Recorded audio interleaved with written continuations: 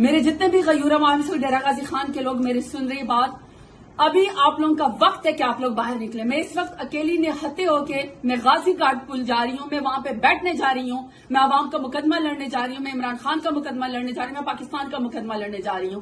یہ بات یاد رکھیے گا، یہ اکیلے عمران خان کی جنگ نہیں ہے. آج عمران خان آپ کی جنگ لڑتے لڑتے اس کے اوپر کوئی چوری کا مقدمہ نہیں ہے، اس نے کوئی جرم نہیں کیا. اس نے ایک ہی جرم کیا کہ اس نے آپ کا 22 کروڑ عوام کا پاکستان کا مقدمہ لڑا ہے.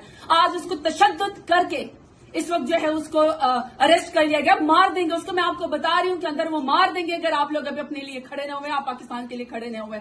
اور میں ڈیرہ غازی خان کے غیور عوام کو بتا رہی ہوں، میں صرف اللہ سے ڈرتی ہوں اور میں کسی سے نہیں ڈرتی. نہ میں پولیس سے ڈرتی ہوں، نہ میں رینجر سے ڈرتی ہوں، نہ میں کسی پی ڈی ایم سے ڈرتی ہوں، نہ میں شہباز سے، نواز سے، زرداری سے، میں کسی سے بھی نہیں ڈرتی ہوں. جس نے کرنا آ کے نہ میری زبان بندی نہیں کر سکتا. میں اس وقت غازی گارڈ کے اوپر بیٹھنے جا رہی ہوں، حق کی آواز دینے کے لیے، عمران خان کا ساتھ دینے کے لیے اور اپنے مستقبل کے لیے میں وہاں پہ جا رہی ہوں. اگر پہلی گولی لگی کہ ڈیرہ غازی خان کے عوام تو یہ بات یاد رکھے تو مجھے لگے گی.